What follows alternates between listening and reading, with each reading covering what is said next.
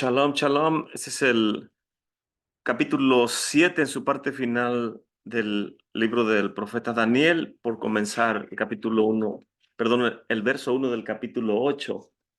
Y vamos a ver qué aprendemos de este estudio verso por verso. Y aquí en el comentario final del capítulo 7 le llaman el Kates, que se traduce como el final. Y dice el subtítulo, ah, alusión profética de Daniel a la redención final. La palabra Kates literalmente se traduce como final y es un tipo de palabra que está repleta de significados. En la superficie parece ser que se refiere solamente al final del exilio. En este significado, sin embargo, su significado, sin embargo, es mucho más profundo.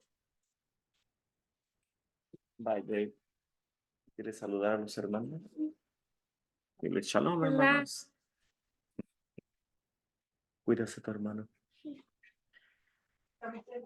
Y dice, tiene significados más profundos porque la tradición nos enseña que con el final del exilio de este tiempo presente vendría a Mesías, el cual viene al final a perfeccionar la humanidad y a cumplir con todas las metas espirituales para la creación del Eterno. La fecha del final se da una pista en el libro de Daniel. Sin embargo, está velada y obscurecida al punto de que parece fútil el, el tan solo intentar interpretar los versículos que tienen que ver con la fecha exacta. El Kates o el final, como aparece en el versículo, y nuevamente lo vamos a ver en el capítulo 12, verso 7, está doblemente sellado en misterio. No solamente no sabemos cuál es el punto de partida para nuestro cálculo, sino que tampoco sabemos cuánto tiempo es un uh, idén. Nuestros sabios nos advierten fuertemente en cuanto al intentar tratar de calcular el final, diciéndonos en el Tratado Sanhedrin 97b, hay una maldición sobre aquellos que calculan el tiempo final de las eras. Esto viene Sanedrín 97b, dice, y también podemos revisar Leyes de los Reyes, Hilkot Melahim, del Rambam, en el Mishneh Torah, capítulo 12, verso 2. De hecho, el rabí Moshe ben Maimónides, Rambam, es un tanto difícil de poder explicar. Y aún de explicar el cálculo del rabí Sadia Gaon, en lo que se refiere al final de los tiempos. La única justificación que él encuentra es que en la generación del Gaón había una necesidad de fortalecer la fe en la venida del Mesías. Así es de que el Gaón ofreció un posible cálculo del final de los tiempos. Creo que leímos un poco de esto la semana pasada, ahorita que lo leí lo estoy recordando, y no sé si leí el ya muy conocido versículo que viene al inicio del capítulo 1 del libro de los Hechos, que cuando los talmidims, los discípulos, se le acercaron, lo voy a leer desde el principio, capítulo 1 del libro de los Hechos. En el primer tratado, oh Teófilo, en el primer tratado, oh Teófilo, he hablado de todas las cosas que Yeshua comenzó a hacer y a enseñar, hasta el día en que, habiendo dado mandamientos por el Ruach HaKodesh a los shliachim, a los enviados que escogió, fue recibido arriba, a los cuales, después de haber padecido, se presentó vivo, con muchas pruebas indubitables, apareciéndoles por 40 días y hablándoles del reino de Elohim. Y estando juntos, les mandó que no se fuesen de Jerusalén, sino que esperasen la promesa del Padre, que oyeron, dijo de mí. Porque Juan, a la verdad, sumergió, purificó con agua, mas ustedes serán purificados con el Ruach HaKodesh no muchos días después de estos. Entonces los que se habían juntado le preguntaron diciendo, Señor, Adón, ¿restituirás el reino a Israel en este tiempo? Y él les dijo, no les toca a ustedes saber los tiempos o las sazones que el Padre puso en su sola potestad, mas recibirán el poder del Ruach HaKodesh que vendrá sobre ustedes y me serán testigos en Jerusalén, en toda Judea, en Samaria y hasta lo último de la tierra. Y habiendo dicho todas estas cosas y viéndolo ellos, fue levantado y una nube le recibió y le quitó de delante de sus ojos. Y estando con los ojos puestos en el cielo, entre tanto que él iba, he aquí que dos varones se pusieron junto a ellos con vestimentas blancas, los cuales también les dijeron, varones galileos, ¿qué están mirando hacia el cielo? Este mismo Yeshua que ha sido tomado desde ustedes arriba en el cielo, así vendrá como le han visto ir al cielo. Entonces se volvieron a Jerusalén, del monte que se llama del Olivar, el cual está cerca de Jerusalén, camino de un día de reposo.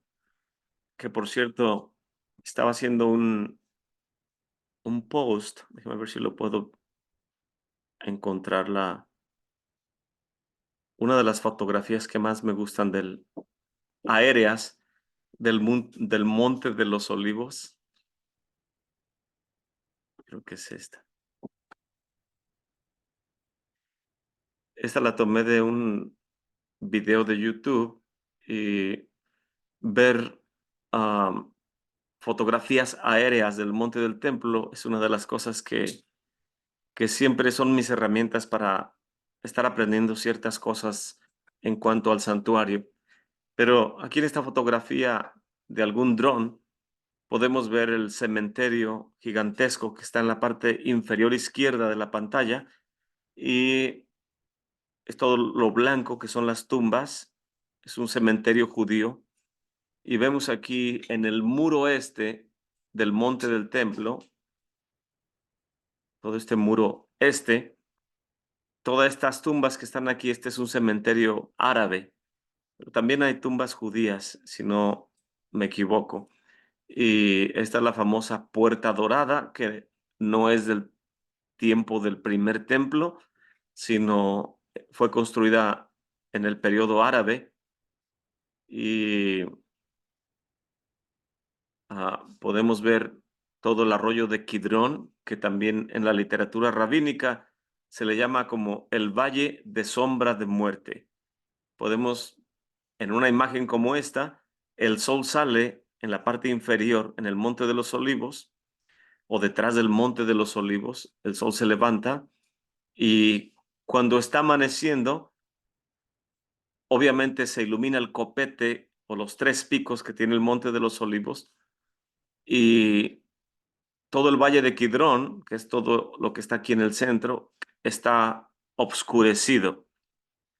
Mientras empieza a levantar el sol, empieza a iluminar no solamente la cúpula dorada o el muro, debo decir, el muro este y después la cúpula dorada, pero qué interesante que en esta fotografía el sol ya se está poniendo, ya es alrededor de las tal vez 3 de la tarde y podemos ver la sombra de la cúpula dorada, cómo se está ah, inclinando hacia esta dirección. Posiblemente sea en tiempo de junio o julio, porque cuando el sol sale, sale en esta dirección. Y cuando se mete sobre la bóveda celeste, da vuelta por encima y en la misma dirección que salió, se mete, pero en el lado oeste. Entonces, en base a la sombra de los edificios y de los árboles, puede uno tener una idea en cuanto a a qué periodo del año puede ser cuando se tomó la fotografía. Pero lo que quería ilustrar sobre todo es el Monte de los Olivos, que está hablando el libro de los Hechos, capítulo 1, que es um, uno de los temas que vamos a hablar el domingo con el favor de Hashem. Y la grande incógnita, donde se incinera la becerra colorada. Y el punto es encontrar los 4 puntos cardinales, norte, sureste y oeste. Y tenemos diferentes puntos de partida, como es el norte magnético, pero existe otro norte que es el norte en base a las estrellas, que es el que se usaba antiguamente, no existía el compás, pero solo quería ilustrar ah, lo maravilloso, lo impactante que es la topografía de la Santa Ciudad y sobre todo las estructuras antiguas o lo que queda, los remanentes, la arqueología del monte del templo. Porque en el capítulo que acabamos de leer dice que fue tomado. Entonces se volvieron a Jerusalén del monte que se llama del Olivar, el cual está cerca de Jerusalén, camino de un día de reposo. Entonces todo esto es el monte de los olivos y el monte del templo. Al oeste, todo lo que es la ciudad alta de Jerusalén. Antiguamente hacia el sur está la ciudad de David, que se conoce como la ciudad vieja de Jerusalén. Aquí podemos ver otra ilustración. Monte de los Olivos, Monte Moría, la ciudad alta está el Monte de Sión, son los 3 montes. Hacia el sur está la ciudad de David. Aquí podemos ver el sol encima, iluminando ya en su descenso para finalizar el día. Estos son imágenes muy interesantes. ¿Alguien tiene algún comentario respecto a esto, hermanos? ¿Alguna pregunta?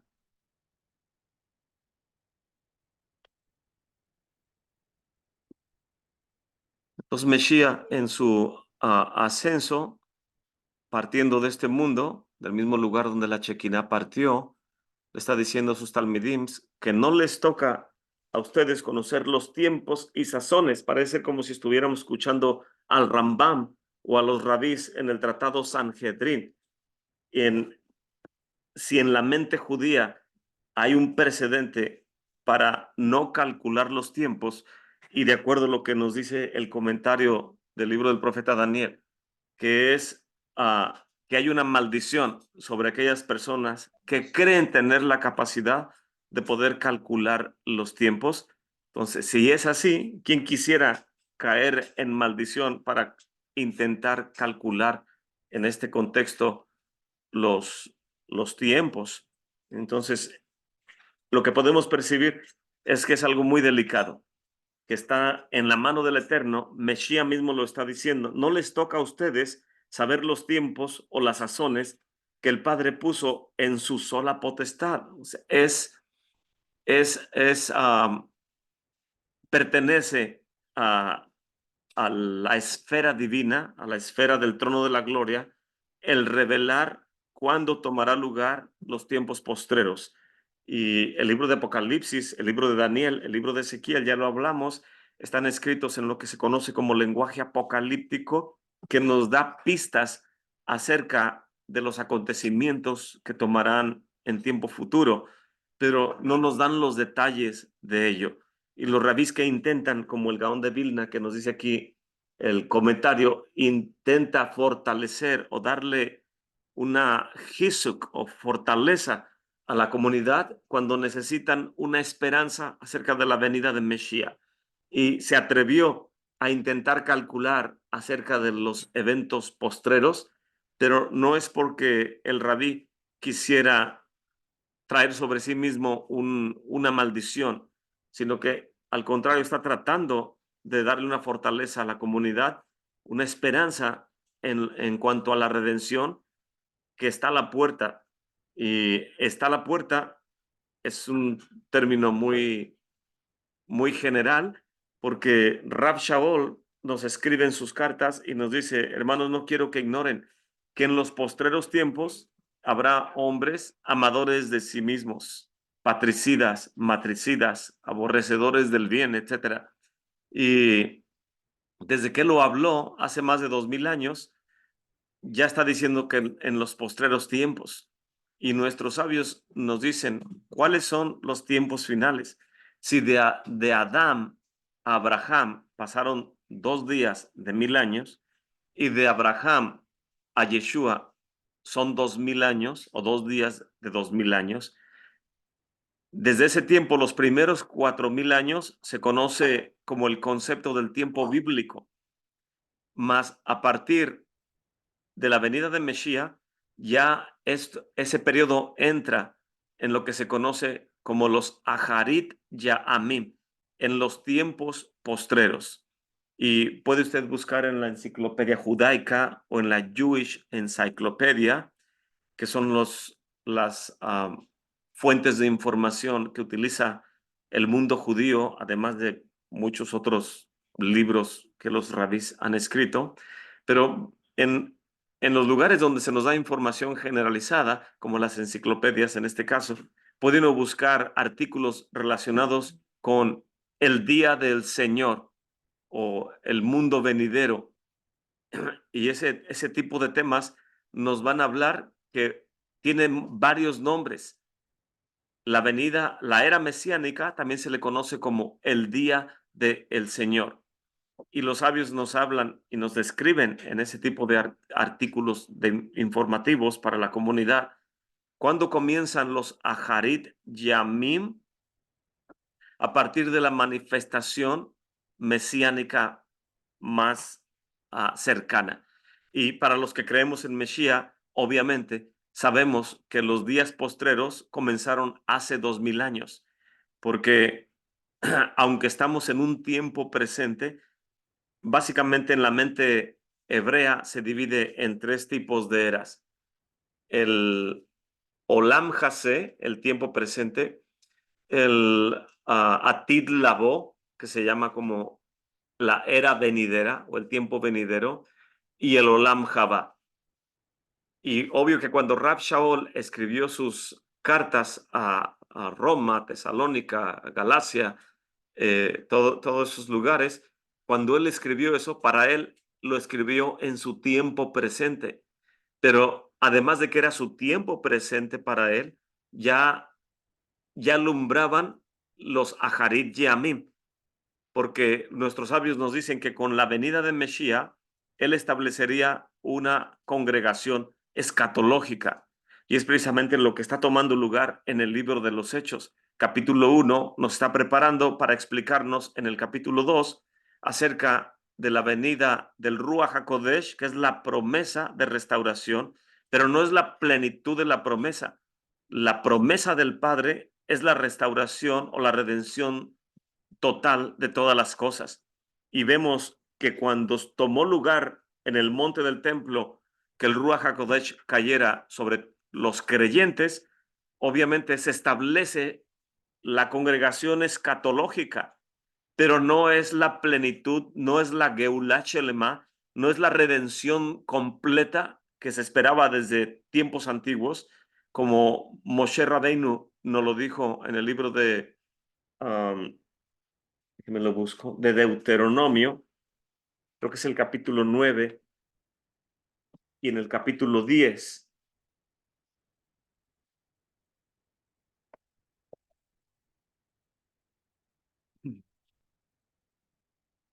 donde nos habla acerca de la congregación escatológica.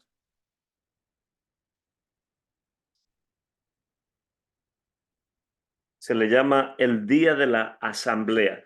En el capítulo 9 de Deuteronomio dice Moshe Rabbeinu, Shema Israel, escucha Israel, tú estás hoy para pasar el Jordán, para entrar a poseer gentes más numerosas y más fuertes que tú, y comienza a dar toda la instrucción. Me voy a adelantar hasta verso, está recapitulando, verso 8. Y en Horeb provocaron a ira a Adonai, y se enojó Adonai contra ustedes para destruirlos.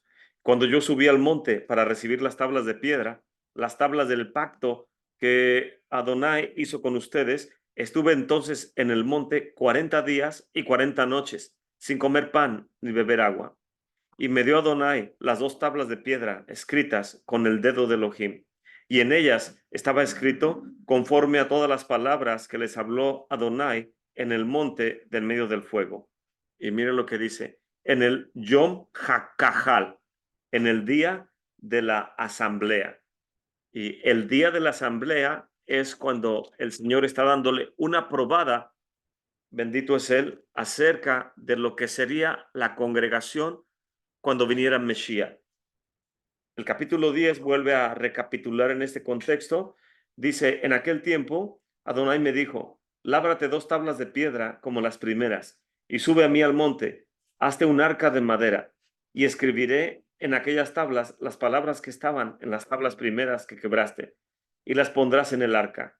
E hice un arca de madera de Sittim, y labré 2 tablas de piedra como las primeras. Subí al monte, con las 2 tablas en mi mano y escribió en las tablas conforme a la primera escritura las 10 palabras que Adonai les había hablado en el monte, en medio del fuego, en el Yom HaKahal, en el día de la asamblea, y me las dio Adonai. Entonces, aquí está hablando, cuando Moshe está dando sus últimos discursos para antes de que pueda partir, está hablando de el día de la asamblea. Y más adelante en el capítulo 18, voy a leerlo de verso 13, dice, perfecto serás para con Adonai tu Elohim, porque estas gentes que has de heredar, a agoreros y hechiceros oían, mas tú, no así, te ha dado Adonai tu Elohim.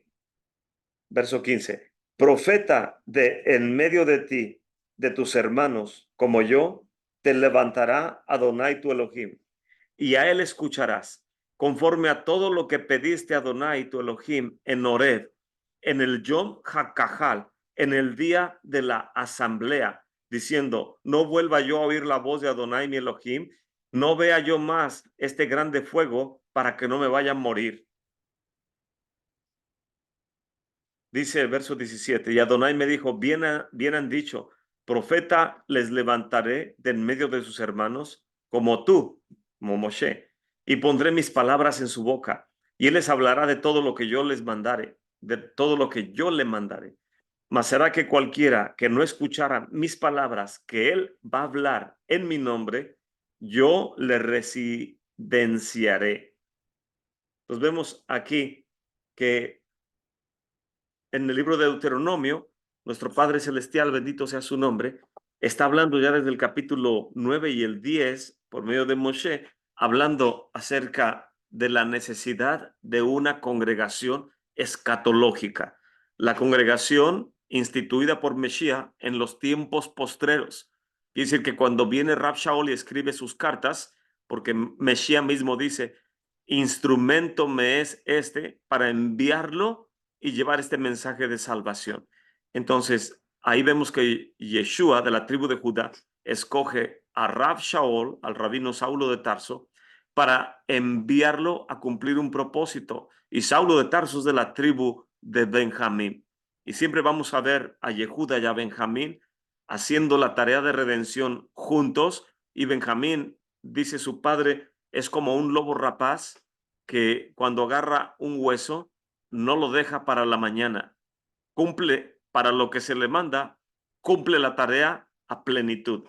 Y eso es lo que vino Rab Shaul a hacer, a cumplir lo que Mesías está diciendo que necesita que Rab Shaul vaya a hacer. Pero todo esto es porque desde la venida de Mesías ya es el inicio de los tiempos postreros. Ya es los Aharit Ya'amim.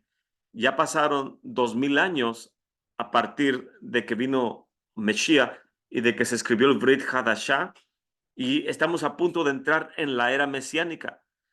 Por lo tanto, de los 7 días de 1000 años, de Adán a Abraham pasaron 2. De Abraham a Yeshua pasaron otros 2, y de Yeshua a nuestro tiempo pasaron 2, pero estos últimos 3, desde la venida de Mesías hasta ahorita, que ya pasaron 2000 años, junto con el que viene, que es la era mesiánica o el Shabbat milenial. Esos 3 últimos de una semana de 7 se le conoce como los Aharit Ya'amim, los tiempos postreros. Y Mesías mismo dice que Abraham vio su día y se gozó. Abraham vio los Aharit Ya'amim, porque estando en el monte Moría con su hijo Yitzhak, volteó, dice Ajar, es traducido como a sus espaldas, pero lo que en realidad hizo, miró hacia el futuro, miró a Mesías siendo puesto en el madero. Y Mesías mismo lo dice, Abraham vio mi día y se gozó. El día en el que se inicia la redención. En parte conocemos y en parte profetizamos, pero la redención no ha sido completada, no es plena. Ya comenzó, pero no ha llegado a su plenitud, pero está a punto de llegar a su plenitud. Y el intentar calcular cuándo toma lugar la plenitud de la redención, que en el lenguaje rabínico se le llama Geulah Shelema, la redención total o plena de nuestro Padre Celestial en los méritos de Mesías, no solamente para aquellos que estuvieron en el monte Moría en el capítulo 2 del libro de los Hechos, que vino como un viento recio y envolvió el lugar y vinieron lenguas como de fuego sobre todos los que estaban ahí. Ahí se está inaugurando la congregación escatológica, y de acuerdo a la halajá es requerido que haya mínimo 120 individuos que forman una congregación o una comunidad. Y no es coincidencia que en el libro de los Hechos nos dice que había más de 120 en esa casa arriba del monte, o sea, en el Santo Templo. No es coincidencia que nos esté mencionando el escritor del libro de los Hechos, el doctor Lucas, que había más de 120. Significa, aquí está la congregación de los tiempos postreros que está iniciando, dando lugar o testificando que cuando Mesías asciende, por su propia sangre, él compró lo que es la congregación de los tiempos postreros, y de la cual a todos decimos ser parte, pero por sus frutos seremos conocidos cada uno de nosotros, si es que nos apegamos a lo que se espera que sea el comportamiento de la congregación escatológica.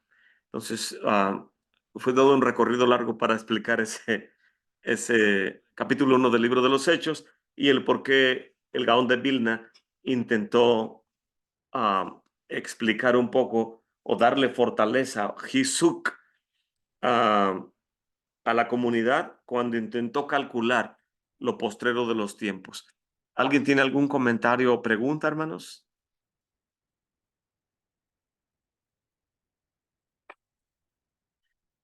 Entonces voy a seguir leyendo o traduciendo lo mejor posible.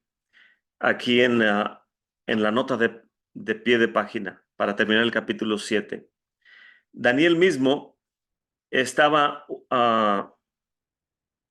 junto con el ángel, y el ángel estaba explicando, y dice en el capítulo 12, verso 4, obscuro son las cosas y sella el libro. En inglés dice obscure, déjenme ver cómo dice en español. Daniel 12, verso 4.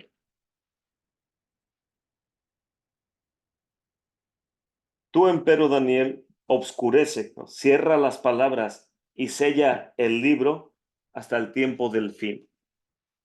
Es que no haya claridad en las palabras que nos va a decir Daniel, que no sean fáciles de entender o de interpretar. Eso no significa que es imposible de entenderlo, solamente significa que está difícil. Es lo que se le conoce en los 4 niveles de estudio de la Santa Torá. Tenemos el Pardés, comienza con la P, por explicarlo de alguna manera. Pardes, y luego viene el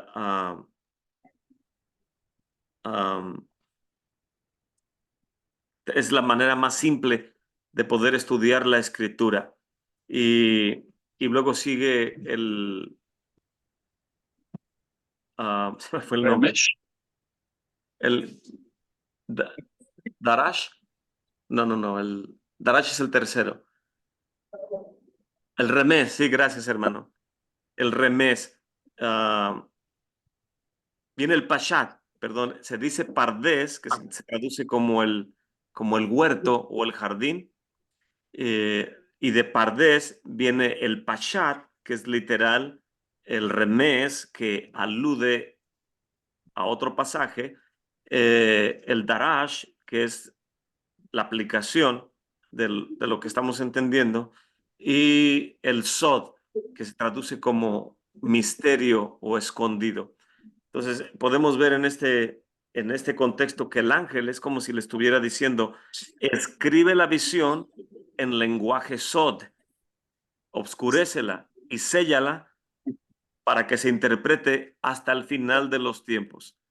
Y el Moré Joseph Good nos explicaba, ahora que estuvimos el martes ahí en su hogar, que amablemente nos recibió a varias familias, nos estaba explicando acerca de lo obscuro que a veces puede ser algún pasaje, y en la Haggadah estábamos leyendo en la parte que es Magid, que él dice que es una de sus partes favoritas y que consta de 12 partes, 12 secciones, la sección Magid, y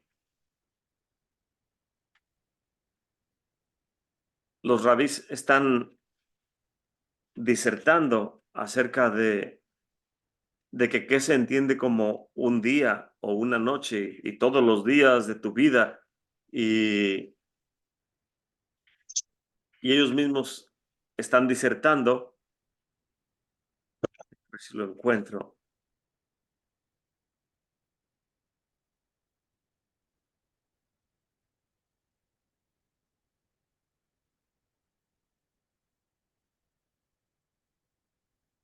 Y dice ahí que estaban los más grandes rabís de esa generación celebrando un Pesaj juntos.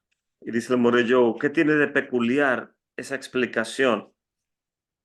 Si aquí está de esta Haggadah de ArtScroll, viene en la página 26 o 27, 26 está en hebreo, 27 en español. Sucedió que el rabí Eleazar, rabí Yehoshua, rabí Eleazar ben Azaría, rabí Akiva y el rabí Tarfón estaban reunidos en el Seder en Benei Barak y hablando sobre la salida de Misraim toda esa noche, hasta que llegaron sus talmidim y les dijeron, Rabananu, o maestros nuestros, ha llegado la hora de declarar el Shema matutino. Y el rabí Lazar ben Azaría dijo, soy como un hombre de 70 años. Este es el rabí que era muy joven y no había a quién poner que tuviera los méritos en el Sanedrín, porque había suscitadose un problema entre el rabí Gamaliel, si no me equivoco, y creo que el rabí Yehoshua. Y entonces el rabí Gamaliel no podía funcionar como presidente del Sanhedrin hasta que se resolviera esta situación. Y habiendo abierto el consejo, escogieron que el rabí Eleazar ben Azaría era de linaje y de estatura espiritual para poder ser el líder interino. Y cuando le dicen que él es candidato, él dice, no tengo ni siquiera una cana en mi barba ni en mi cabeza. ¿Cómo puede alguien tan joven como yo presidir sobre tanto sabio? Y oraron por él y llegó a su casa y le explicó a su esposa y le dijo, ¿cómo voy a poder yo ser presidente del Sanedrín si soy muy joven y no tengo cabello blanco, que es sinónimo de sabiduría, de acuerdo a lo que dice la escritura? Y si mal no recuerdo, la Gemara nos relata que en la mañana despertó y ya tenía canas en su barba y canas en su cabeza. Y su esposa lo vio y dijo, ahora puede ser el líder del Sanedrín. Entonces, me imagino que en base a la narrativa de la Gemara, nos dice aquí, el rabí Eleazar ben Azaría dijo, soy como un hombre de 70 años. O sea, no porque los tenía, sino porque era su apariencia, porque oraron por él. Pero no logré imponer mi opinión de que se mencione el éxodo de Egipto cada noche. Dice, hasta que Ben Soma lo comentó, para que recuerdes el día que saliste de Misraim todos los días de tu vida. Y el Moré Joseph Good nos dijo algo muy interesante. Dijo, ¿qué es de peculiar esta narrativa?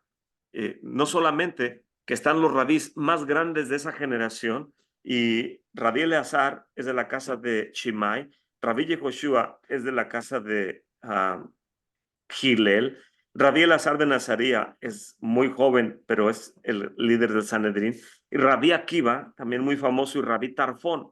Estaban los más grandes líderes de la generación haciendo el ceder cuando deberían estar con sus estudiantes en sus propias comunidades. Pero dijo algo muy interesante el Morello, dijo, ¿qué están haciendo juntos? Dice, están planeando cómo va a tomar lugar la guerra de defensa en lo que se le llama Bar Kokhba, cuando viene el asunto de Bar Kokhba.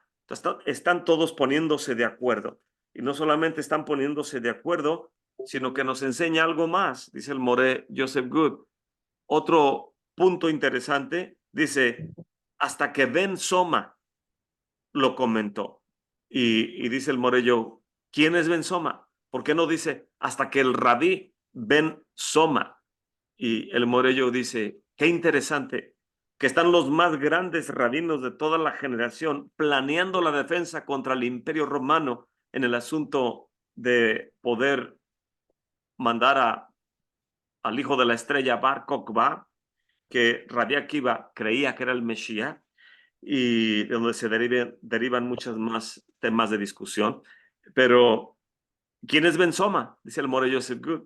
Dice, no era ni un rabino, pero lo peculiar de esto, dice el Moré, que la revelación, para que lo que todos estos grandes rabinos no podían entender, la revelación la manda el Eterno a través de alguien que no es ni rabino. Y ni siquiera se dice que era un líder, nada más se dice hasta que el hijo de Soma, hasta que Ben Soma lo comentó, para que recuerdes el día que saliste de Misraim todos los días de tu vida. La frase los días de tu vida habrían indicado solo los días. Al agregar la palabra todos, se incluyen también las noches. Y los rabís se quedaron impactados cuando dice Ben Soma, al agregar la palabra todos se incluyen también las noches. Pero los sabios sostienen que los días de tu vida significa solamente en esta vida, entre tanto que al agregar todos se incluyen también la era mesiánica. Y vemos aquí, nuestros sabios nos dicen que el Rabí Eleazar ben Hircanus fue el más grande sabio de su generación y que era creyente en el Mesías.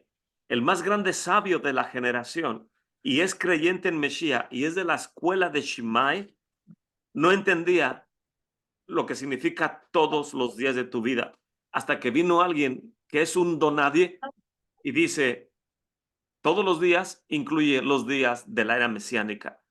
No solamente cuando presente Mesías, cuando se presente Mesías y establezca la comunidad escatológica, no solamente ese tiempo, sino incluyendo todo el tiempo desde que se presente Mesías y con su propia sangre compre a la congregación escatológica hasta el final de la era mesiánica.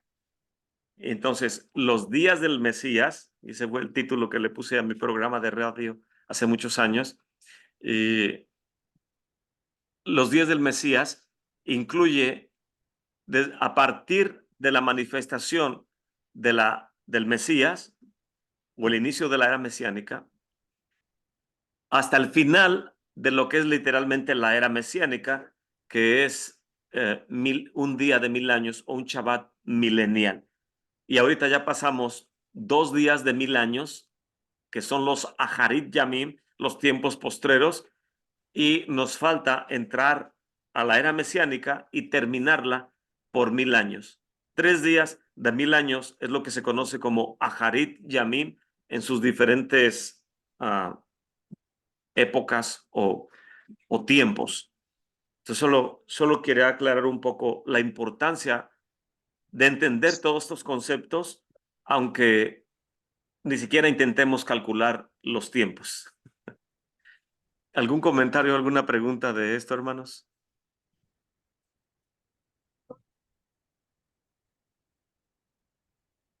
Hermano Osvaldo.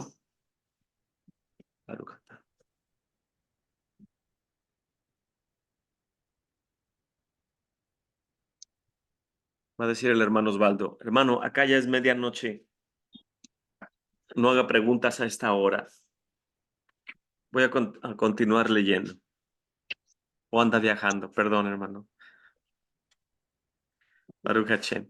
Hashem lo lleve con bien. Entonces, nos queda un tanto claro lo que es en cuanto al lenguaje escatológico, lo que comprende los tiempos finales. Baruch Hashem. Igualmente saludarlo, hermano. Voy a continuar leyendo.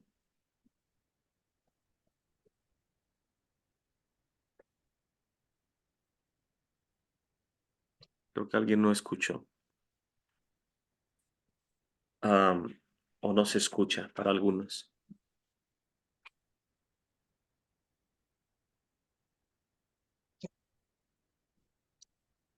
Daniel mismo estaba junto con el ángel, escuchando lo que el ángel le decía, cierra el asunto y sella el libro. Daniel, de hecho, transmite el final, pero de una manera envuelta y misteriosa. El rabí Eben Ezra, en su comentario del capítulo 8, verso 25, sugiere que Daniel mismo no sabía el Keitz, el final. El Midrash Bereshit Rabbah 98.2 establece que dos personas conocían el final, Jacob y Daniel, pero después fue velado aún para ellos.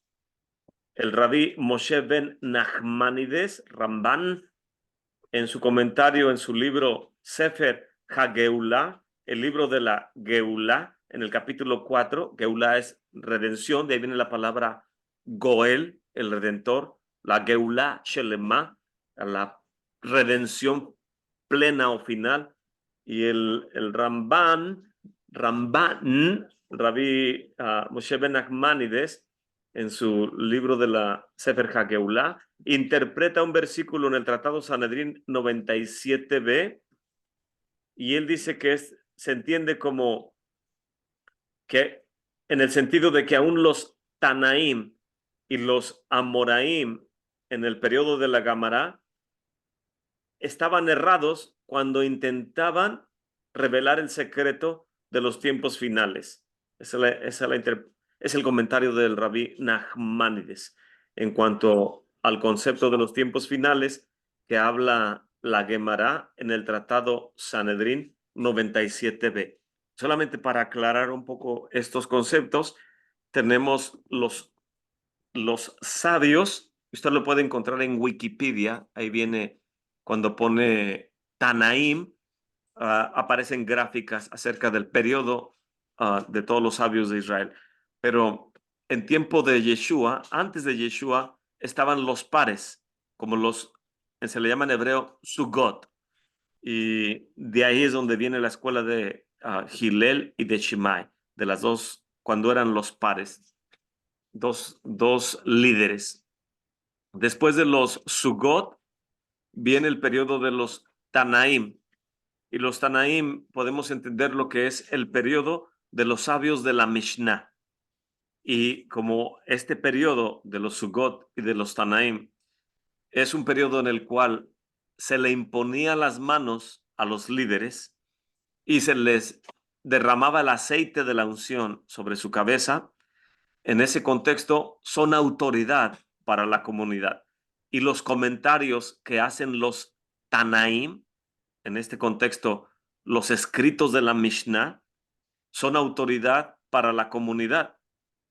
Y después de los Tanaim vienen los Amoraim, que se traduce como maestros, Morae o Amoraim, los maestros. Y estos Amoraim son los que hicieron sus comentarios. Como no pueden modificar los comentarios de los sabios que tienen el aceite de la unción, ellos comentan acerca del comentario. Y es por eso que, por aquí tengo un...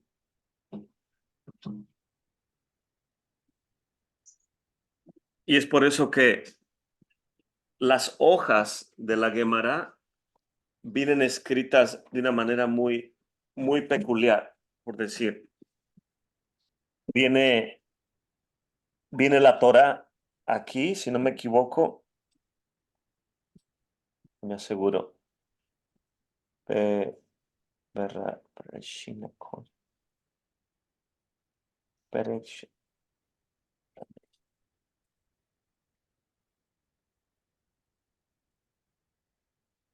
que este es el de la Torá, y luego viene el comentario de la Mishnah, y luego vienen los comentarios de los Tanaim, Amoraim, el Rambam o Eben Ezra y todos los comentarios posteriores.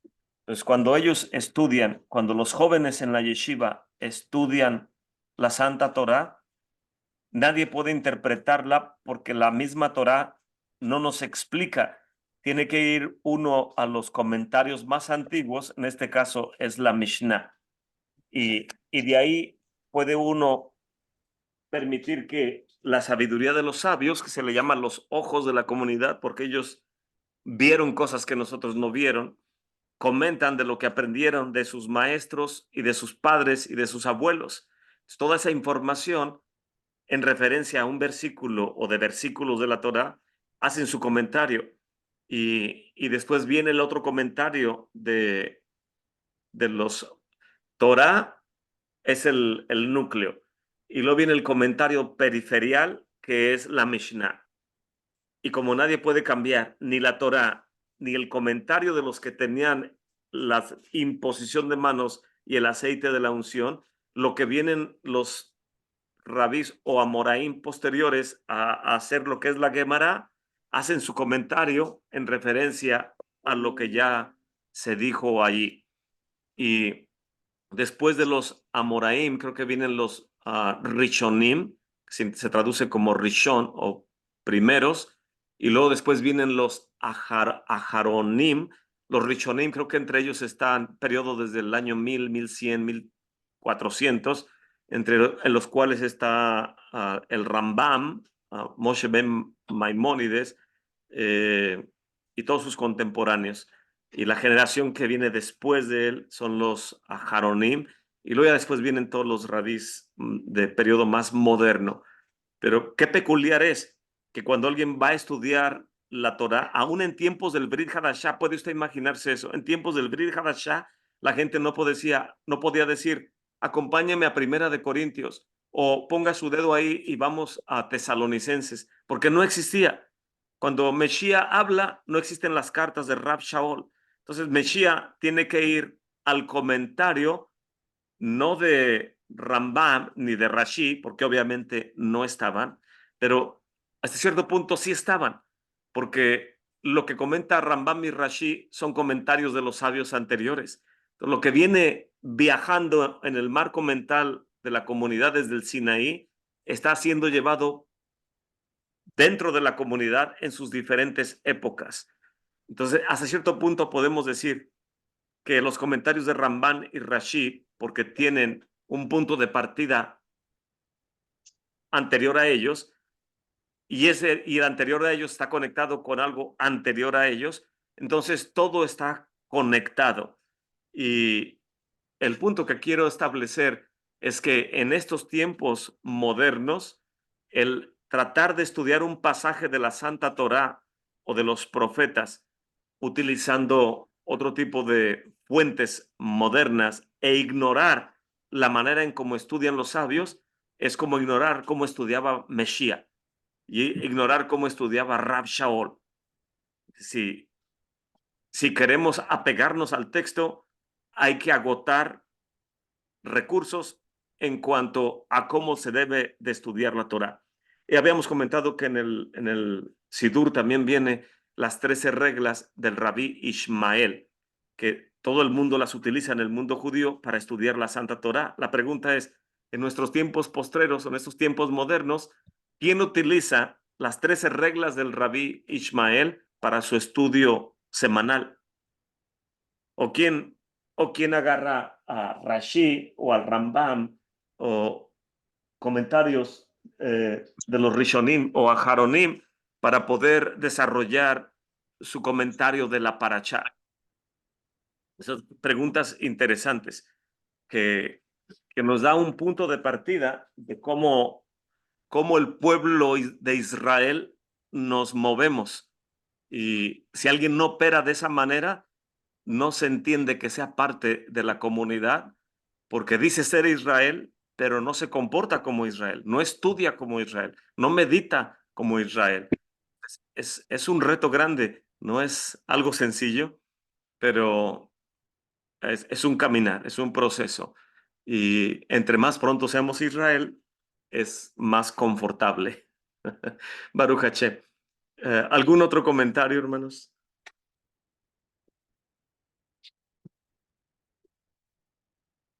Voy a tratar de terminar de traducir esa sección. Me quedan 2 párrafos. Y interpreta en el Sanedrín el Rambán eh,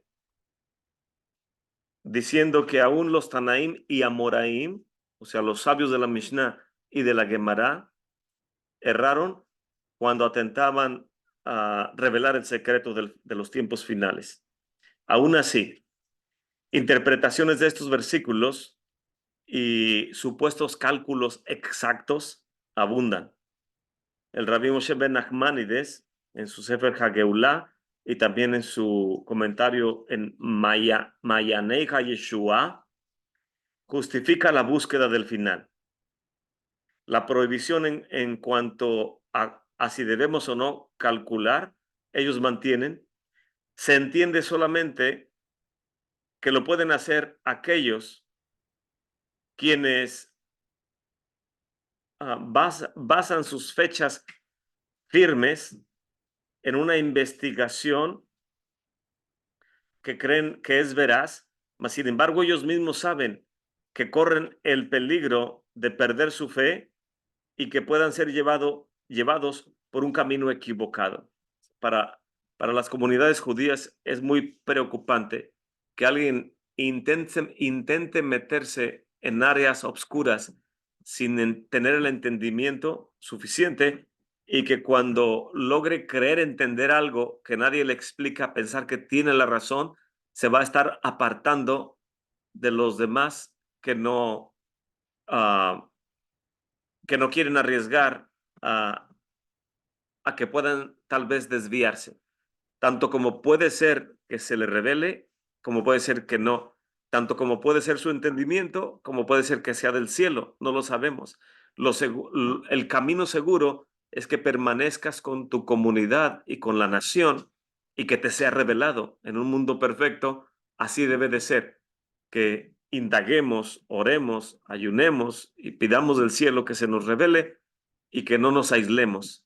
Pero alguien que dice entenderlo todo y los demás no le hacen caso y se aísla, termina desafortunadamente en la mayor parte de los casos eh, fundamentándose en sectarismos, a lo cual los sabios no quieren que esto ocurra y dicen, tenga mucho cuidado cuando tratas de interpretar los tiempos o medir los tiempos. De hecho, la Gemara, después de explicar esta férrea prohibición en contra del cálculo del tiempo final, que ya citamos anteriormente, nos explica, porque se nos ha dicho que desde el fin No, dice, porque ellos dicen, desde que el fin viene y el Mesías no ha llegado e intentaron calcularlo, van a perder su fe y van a decir, nunca vino, ¿cuándo vendrá? Tal vez ya no vendrá.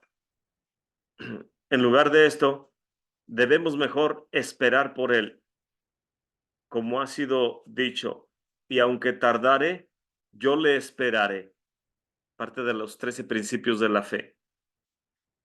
Por lo tanto, si uno quiere adelantarse a tener interpretaciones de versículos solamente tratando de tener un significado, no se permite que se dé conclusiones o puntos de vista al respecto.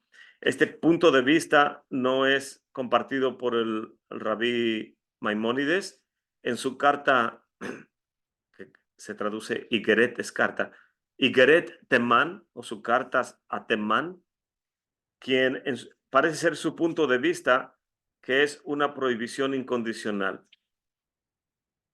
Esto parece haber sido también el punto de vista de Rashi.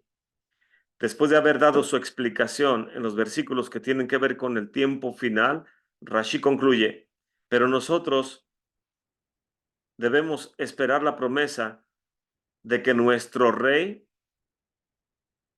la cumplirá de fin hasta el fin, o desde un fin hasta otro fin.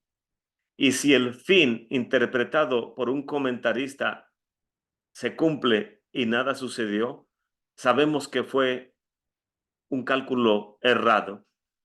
Y quien quiera que venga después de él debe de ser más sabio que el que se desvió. El rabí Nachmanides, nuevamente en su Sefer Hageulah, sugiere que los sabios que estaban cerca del tiempo de la destrucción del templo sabían que la redención todavía estaba muy lejos. Por lo tanto, ellos prohibieron todo tipo de investigación del tiempo final para que la gente no se desanimara si ya estando aún en tiempo del exilio y sin templo, no desarrolláramos, al no calcular correctamente, vivir en un exilio sumamente lleno de amargura. Por lo tanto, él mantiene que ya no debe aplicarse en sus tiempos. Y esto es 1200 años hacia el exilio. En esta fecha que vino después, o sea, 700 años después de Nachmanides, que son estos tiempos postreros, podemos explicar en las palabras de los sabios del Tratado Sanhedrin, donde dicen, por causa de nuestras transgresiones, hemos pasado los años de la era mesiánica y ya entramos a ella. Piensan lo mismo que nosotros, que ya están en la era mesiánica. En este comentario no presentamos muchos cálculos que ya han hecho muchos otros comentarios anteriormente, ya que virtualmente todas esas fechas llegaron a su cumplimiento del cálculo que hicieron y nada pasó. No tiene caso mencionarlas. En esto seguiremos el liderazgo de Rashi o su guianza cuando dice su comentario en el capítulo 8, verso 14, he visto una interpretación en el nombre del rabí Sadia, pero ya pasó su cálculo y no se cumplió lo que él calculó. Y Rashi omite el cálculo.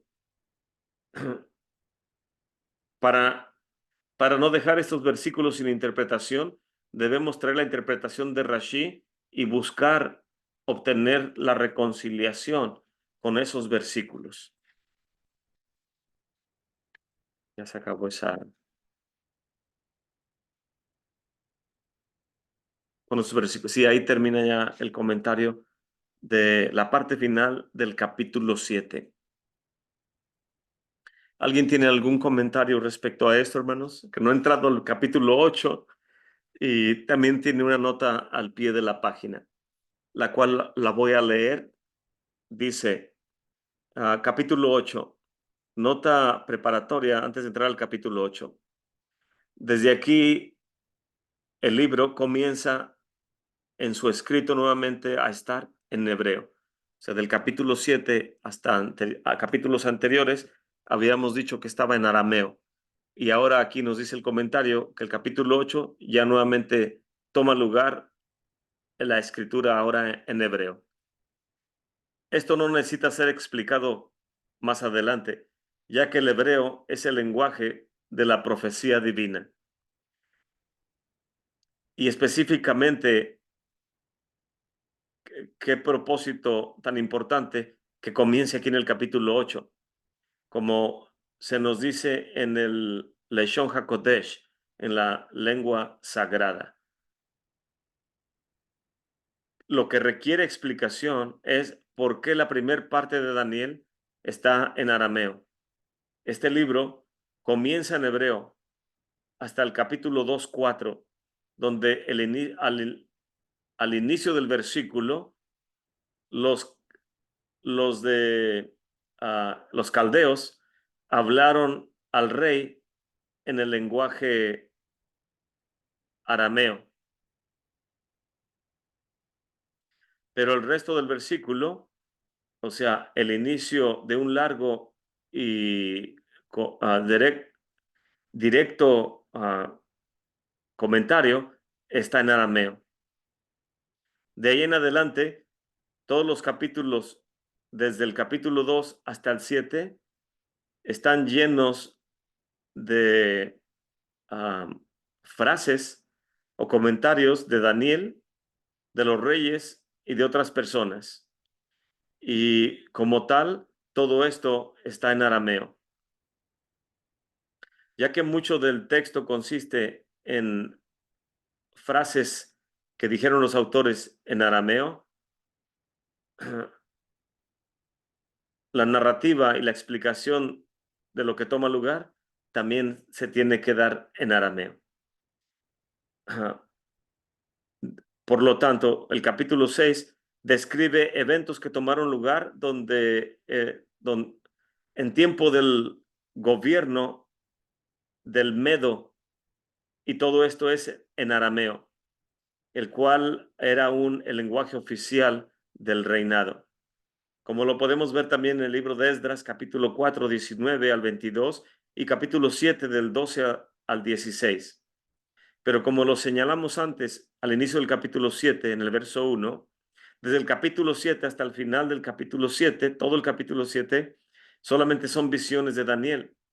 Y la pregunta es, ¿por qué está el capítulo 7 si solamente está hablando Daniel de las visiones que tuvo? ¿Por qué está en arameo? Mientras que los demás capítulos que siguen ahora están en hebreo.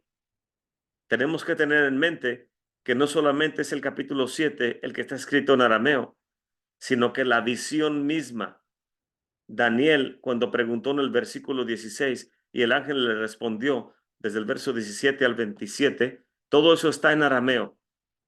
Claramente, Daniel está haciéndole pregunta al ángel y el ángel está respondiendo. Y todo esto está tomando lugar en el idioma arameo. En el capítulo 8, sin embargo, las palabras de los ángeles, desde el verso 13 y 14 hasta el 16, 17 y 19 al 26, todos están en hebreo. El comentarista Abarbanel, en su comentario al capítulo 9, verso 2, sugiere que la revelación que se está dando en el capítulo 8, la cual ocurre en el último año del reinado de Belshazzar, fue escrita en hebreo y simboliza que cuando se escucha una profecía en hebreo, ya está pronta la caída de Babilonia. Por lo tanto, los persas también usan arameo como lenguaje oficial, pero no era su lengua nativa. Por lo tanto, el uso del hebreo denota la caída del lenguaje de Babilonia y de la nación, del imperio de Babilonia. En este contexto también, capítulo 7 debido a que Belsasar todavía tenía su reinado enfrente de él, se tiene que usar el arameo y Daniel tiene que hablar en ese contexto de la caída de Babilonia, aún en el lenguaje arameo, porque es en lo que se ha estado explicando todas las visiones. Y también explicar que no tomará lugar inmediatamente. Pues qué interesante están estas notas de los sabios en referencia a los diferentes comentarios o más bien en conforme a la narrativa. Y sé que es tarde, nada más voy a leer un poco del capítulo 8. Dice, en el año tercero del reinado del rey Belshazzar, me apareció una visión a mí, Daniel, después de aquella que me había aparecido antes. Y vi en visión. Y aconteció que cuando vi que estaba yo en Shushan, que es cabecera del reino de la provincia de Persia, vi pues una visión, estando junto al río Ulai. Levanté mis ojos, miré, y aquí un carnero que estaba delante del río, el cual tenía dos cuernos, y aunque eran altos, el uno era más alto que el otro, y el más alto subió a la postre.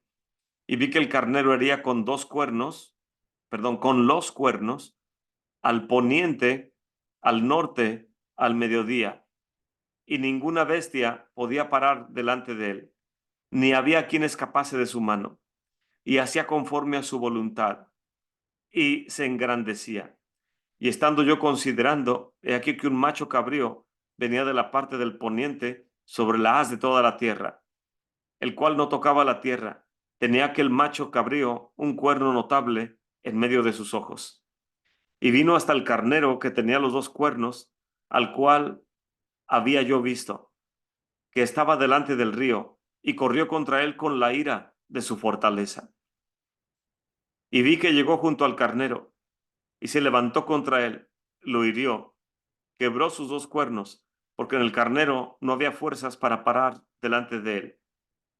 Lo derribó, por lo tanto, en tierra y lo pisoteó, y no hubo quien librase al carnero de su mano. Y se engrandeció en grande manera el macho cabrío, y estando en su fuerza mayor, aquel grande cuerno fue quebrado, y en su lugar subieron otros cuatro maravillosos hacia los cuatro vientos del cielo. Y del uno de ellos salió un cuerno pequeño, el cual creció mucho al mediodía y al oriente y hacia la tierra deseable. Y se engrandeció hasta el ejército del cielo, y parte del ejército y de las estrellas echó por tierra y las pisoteó. Y aun contra el príncipe de la fortaleza se engrandeció, y por él fue quitado el continuo sacrificio, y el lugar de su santuario fue echado por tierra. Y el ejército fue entregado a causa de la prevaricación sobre el continuo sacrificio, que es el Corbán Tamid, y echó por tierra la verdad e hizo cuanto quiso y le sucedió prósperamente. O sea, logró lo que estaba intentando hacer, llegó a su propósito.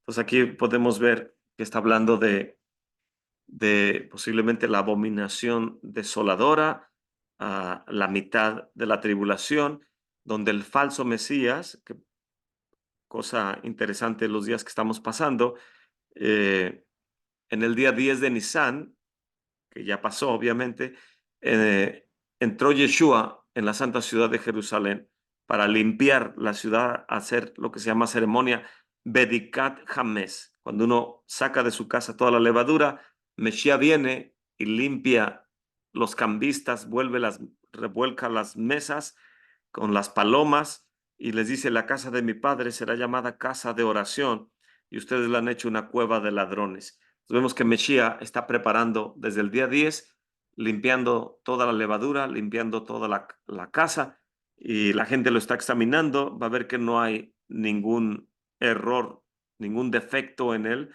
y que todo el liderazgo van a decir que, como Poncio Pilato, se lava las manos, dice, no veo ningún defecto en él, es perfecto.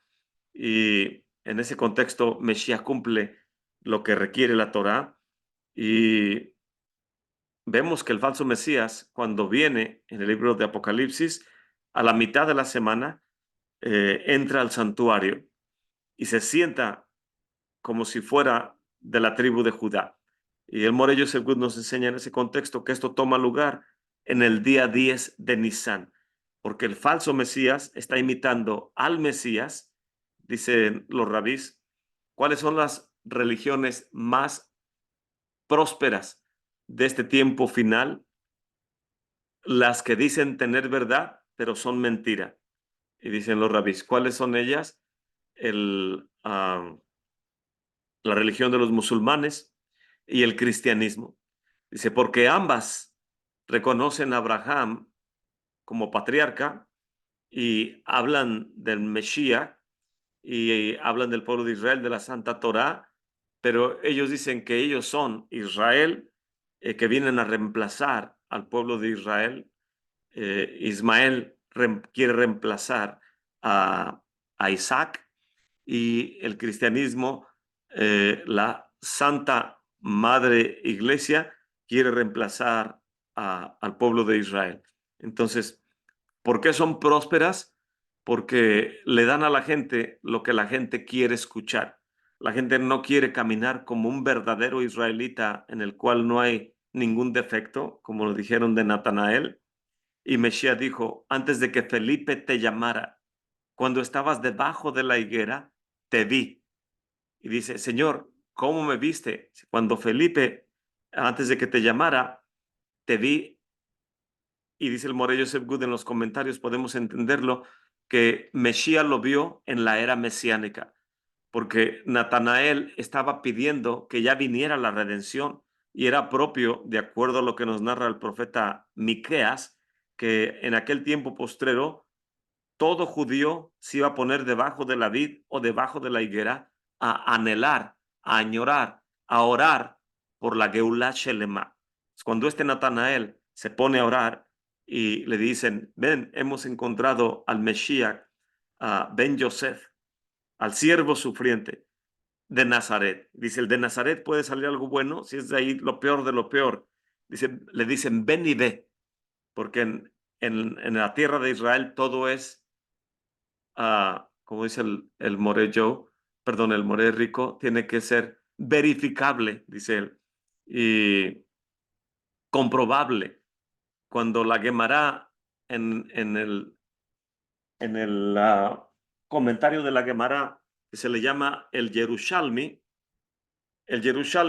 los sabios cuando hablan y alguien le está explicando otro pregunta o uno contesta, la respuesta es ven y ve, porque aquí tomaron lugar las cosas. Más la Gemara en el Babli o en el comentario de Babilonia dicen, ven y escucha lo que nuestros sabios nos enseñaron estando en el exilio. Entonces, las palabras de Daniel dichas en Babilonia, los sabios dicen, ven y escucha lo que se nos enseñaron. Es cierto, validar todo. Y en la tierra de Israel, gracias hermana, en la tierra de Israel, aun si el mismo Daniel que explicó algo y decía, vengan, escuchen en Babilonia, ya estando en la tierra de Israel, se dirían, ven y ve. Y por eso cuando Natanael dice, ¿de dónde me conoces, Señor? Y Yeshua le dice, antes de que Felipe te llamara, te vi cuando estabas bajo la higuera. Y entonces el entendimiento de Natanael es transformado. Dice, Señor mío y Dios mío, el Mesías, el enviado, el Rey de Israel, tú eres el Rey de Israel. Y Yeshua le dice, porque te he dicho todo esto, has creído. De aquí en adelante verás los ángeles del Eterno subiendo y descendiendo sobre el Hijo del Hombre. Lo que está diciendo Natanael no está diciendo, tú eres Elohim. O sea, no eres, le está diciendo, no le está diciendo, tú eres Adonai.